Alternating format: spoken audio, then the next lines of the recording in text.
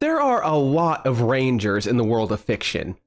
There's Hawkeye from the Marvel Universe. There's Katniss from Hunger Games. If you want to stay in the D&D universe, you can look at Critical Role and Vox Machina with Vex. Does Vex have a last name? Today, we're going to look at a Ranger subclass that is unlike any other. This is another homebrew review. This is the Wilderness Aspect Ranger from Mr. Dice Guy. He messaged me on Instagram, asked me to take a look at this, and my man, I got you. I'm gonna put Mr. Dice Guy's YouTube channel down in the description below so you can check that out. But right now, let's review the Wilderness Aspect Ranger together. Sound like a fucking motorcycle. Wilderness Aspect Ranger. Draw on the wild to adapt. Rangers who call on the forces of nature and learn to hunt as an animal gain the power of the wilderness aspect. These rangers use primal magic to take on the traits and skills of an animal through an aspect. By adopting an aspect, a ranger can increase their versatility to meet the demands and challenges of their situation. Those who harness the wilderness aspect stand at the divide between nature and civilization, using animalistic instinct with their weaponry and magic in tandem. First of all, these are adorable dice creatures. They're so cute. So from what I'm gathering here already is that this is sort of like a ranger with the ability to wild shape. And honestly, not bad. Not a bad thought. I remember the first character I ever played, well, I guess the second character I ever played, was originally going to be a ranger that can turn into a bird so he can fly up into the into like the high ground and shoot arrows down from above. Didn't end up going with that. Turned out to be a skinwalker type creature that can turn into other animals. But this actually is almost pretty close to home for what I was going to end up doing. All right, let's move on to page number 2. Level 3, Wild One. As a friend to the wild, you gain proficiency with your choice of animal handling, medicine, nature, or survival checks. If you already have proficiency with these skills, you may instead choose a different skill from the list rangers can choose at level 1. Okay, so level 3 is sort of like a extra proficiency bonus that you can get for one of these skills. Okay, not bad to get at level 3. But what you also get is the wilderness aspect. Your time studying various animals in their habitats has given you the power to take on their traits. Choose an aspect from the table below and gain the associated aspect effect, which remains until you choose a new one. You may take on a minor cosmetic element of your current aspect's animal. This does not affect your in-game statistics. As a bonus action, you can change your chosen aspect once before completing a short or long rest, unless you expend a spell slot to change it again. Okay, I'll come back to that last part here. Let me go ahead and read off these aspects. Aspect, Serpent. You can make a melee weapon attack at the start of your turn before any action or movement. No action required. Oh, so you basically get a free attack action? Wait, what? You can make a melee weapon attack at the start of your turn before any action or movement. That is... okay, that could be pretty fucking overpowered if you have a strong enough weapon. Damn. So you basically get like a free attack, and then you can do your turn. All right. Ursine. Ursine's a bear, right? You resist bludgeoning, cold, piercing, and slashing damage. Okay, so you get like buff as a fucking bear. Feline. You can dash, disengage, or hide as a bonus action. Okay, so you basically get like rogue abilities as the feline. Okay, so that's actually pretty nice. Avian. Damage taken from falling is halved. Your jumping distance is doubled, and opportunity attacks made against you have disadvantage. Ooh. Okay. I would think that instead of damage taken from falling is halved, I would have been like, you get feather fall while in this aspect. Your jumping distance is doubled. That's okay. Avian seems pretty a little overpowered when it comes to movement, but still very nice. Porpoise. The fuck is a porpoise? Hang on. Dolphin. Okay. You gain a swim speed of 30 feet or increase your current swim speed by 30 feet.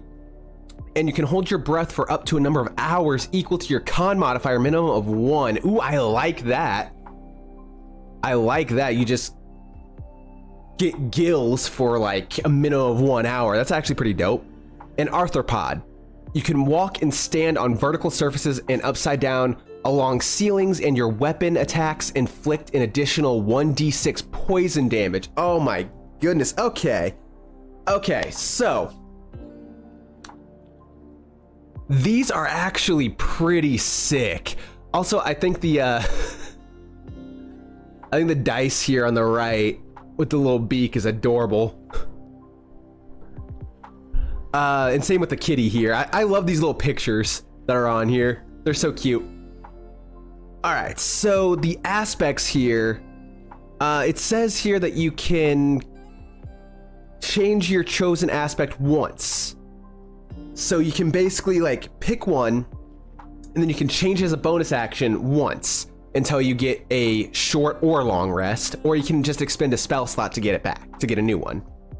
Okay, so that's good. I like that you specified that, because otherwise I feel like the ranger could just be like, just boom, boom, boom, boom, you know, serpent, then feline, then avian, then ursine, and then just constantly swap it whenever the hell they damn well please.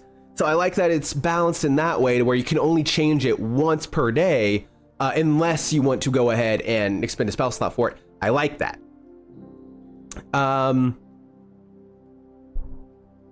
Honestly, I feel like the serpent one could be a little overpowered, but I also think it makes sense because serpents are pretty fast attackers. So, being able to attack at the very beginning of your turn and without expending any sort of action makes a lot of sense for serpents. I actually really like these. The only problem that I have here is that some of these are like feats of other classes. Like I said, the feline one is basically just a rogue. So that could basically, like, if your team doesn't have a rogue, that's great. Just take the feline. Just take the feline aspect. If you do have a rogue, then the ranger is basically taking your job. So get fucked, rogue. But yeah, I actually do like this so far. Moving on, level 7, wild action. Your training empowered by your wilderness aspect allows you to become more unpredictable in combat. Once on each of your turns, you can create one of the following effects by expending a spell slot. No action required. The effect must be one that matches your current aspect choice from wilderness aspect. Okay. The serpent gets make a melee weapon attack and add the level of the spell slot expended to the attack and damage roll. How? Maybe I should actually Google Ranger 5e. How high up spell slots do rangers get? Okay, only up to 5th level. This is 7th level, so you'd have okay, so it's not that overpowered. It's not overpowered at all, actually. It's only an additional 2. So okay, that's fine. Honestly, I feel like it's a little underpowered, if I'm being honest. Ursine, gain temporary hit points equal to 10 times the level of the spell slot expended. These temporary hit points remain until you lose them or you are no longer under the effects of the Ursine aspect. Okay, so you basically essentially become a mini barbarian, almost, except without the double damage.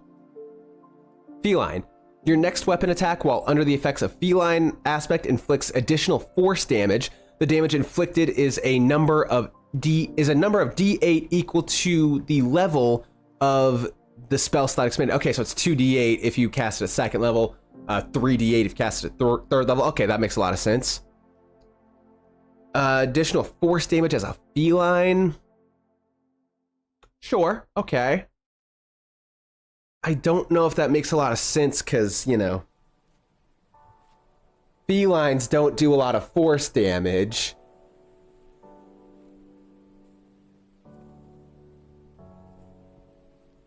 They do a lot of piercing, as you can see. Yeah, I don't know if force damage is the way to go there with a feline. I don't really get the correlation of that, but it does seem balanced though. All right, avian, increase all of your speeds by a number of 3. Wow. Increase all of your speeds by number of feet equal to 10 times the level of the spell slot expended until the end of your turn. God damn. Get an extra 30 feet of movement. That is monk level. You can get an extra 20, 30, 40, 50 feet of movement. That is a fucking monk right there. But I like it. I like it. That makes a lot of sense. For that, yeah, for avian, that makes a lot of sense. Purpoise. The next time you hit a creature with a melee weapon attack while under the effects of Purpoise effect, they must make a Constitution saving throw against your spell save DC plus the level of the spell slot expended, or they gain the stun condition till the end of your turn. Again, I don't really see how that correlates to Purpoise. Porpoise. I don't really see how that correlates to Purpoise, but that's fine. It's still fun. Arthropod. Choose a creature you can see within 30 feet of you. They must succeed on a wisdom saving throw against your spell save DC, plus the level of the spell slot extended, or they gain the frightened condition until the start of your next turn. They get arachnophobia. Get fucked. There are a few that I don't quite understand the correlation between the effect and the given animal. Also, with it being a ranger, I was kind of expecting these effects to have something to do with like a bow and arrow. Like when you shoot the arrow out at someone, maybe like if they get hit with said arrow, that's when, you know, some kind of effect takes place. But honestly, having the ranger like get up close and personal to I mean, I guess it doesn't say you have to be right next to them. You could still be at a distance. Which does give me another question, like, how far away do you have to be for all this? Like, choose a creature. Okay, so choose a creature you can see within 30 feet of you. Okay, that makes sense. With a melee weapon. Okay. So that's another thing, is like a few of these are melee weapons. Even up top at the wilderness aspects, there are a few that are melee weapons. And I didn't even think about it then, but now that I'm thinking about it, rangers are more bow and arrow. They don't really get up close and personal like that. So this is very different. This is basically encouraging rangers to get out of their comfort zone, to get up to the front lines and take some swings. So this is a very unique way of playing a ranger. All right, now we are on the last page here. Level 11, Dual Aspect. When you use your Wilderness Aspect feature to choose an aspect, you can pick 2 and gain the aspect effects of both. When you use Wild Action, you can pick which effect to use between your chosen aspects. Okay, so you basically get 2 at the same time. When you use your Wilderness Aspect feature to choose an aspect, you can pick 2 and gain the aspect effects of both. When you use a Wild Action, you can pick which effect to use between your chosen aspects. Does that mean, like, I'm a little confused in the wording of this one. Does that mean I get to pick like Serpent and Feline, and then I get to pick which action out of those 2 that I get? And then if I want to use a bonus action to change one of the aspects, do I change both or just one? Do I still have to wait for a long rest or short rest to be able to change the second one? That one I'm a little confused about, not gonna lie. And finally, level 15, Adaptive Aspect. When you use your Wild Action feature, you can change one or both of your chosen aspects before the effect takes place. You can change. Does that still count as the only one that I can do until a long rest or a short rest? Does that still, or can I just, the wording of this makes me think that I can just be like, you know, have chosen feline and arthropod, but then we'd be like, oh, we're about to go underwater, boom, porpoise, and totally fine. So I get to just pick whichever one I want at any time. Is that what this means? Or does it mean, I don't know, the way that this last page is worded here is a little confusing, because the dual aspect makes it seem like I can pick two and then just do whichever one I want at the time. But when I want to switch it out, does that mean like I still need to wait a long rest again? Or can I just, are those the only two that I can do until a long rest? And then level 15 adaptive aspect, you can change one or both of your chosen aspects before the effect takes place. So I don't know. When you choose your wild action feature, you can change one or both of your chosen aspects. Okay, so does that mean I can pick like one of the, does that mean like if I have a feline and an avian aspect and I'm like, okay, I want to haul ass an extra 30 feet, so I'm gonna do that, but then before I do that, I will quickly swap to a serpent. And then, but then the avian wild action will still take place, but then it swaps me when I get there, when I get to the end of my turn. I don't know. The like I said, the wording on this last page is a little confusing. Might want to go ahead and like clarify these last two abilities here, these last two feats here. Other than that, I actually really dig this. Like I said, it seems like it is a ranger with kind of druid abilities, because you can call upon nature to do all these aspect effects, all these wild actions, and this is actually pretty dope. Like I said, I was going to have one of my characters was originally going to be a ranger that could turn into these animals and do all this stuff. So it's kind of bringing me back to that time, this subclass is. So I actually really dig this subclass. Like I said, the only thing that I think needs to be fixed with it is the wording of the last two things here, of the last page here. But other than that, I really dig this, and this is definitely a very unique way to play a ranger, because like I said, it does take you out of your comfort zone, because some of these effects you need to be in melee range, which rangers don't typically do.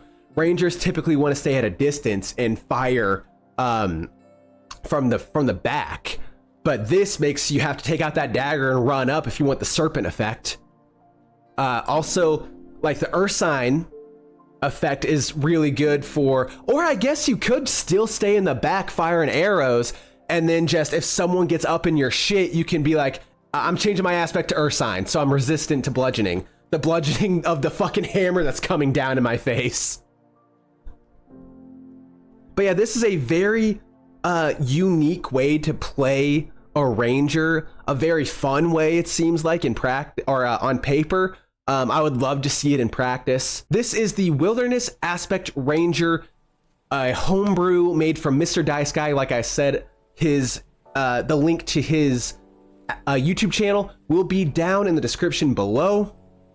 I'll also put the link to this PDF down in the description below if you would like to give the Wilderness Aspect Ranger a shot. If you have your own homebrew ideas that you would like to send me and have me review on camera, you can send them to me via Instagram or Twitter. The links are also down in the description. With all that, I'm going to go ahead and end it here. If you liked this, please make sure to like and subscribe. I would like to keep doing these. I love looking at homebrew stuff. I love seeing how creative the D&D community can get. I try to upload one D&D video a week on this channel, so make sure to subscribe and hit the notification bell so you don't miss a single one. And until next time, goodbye.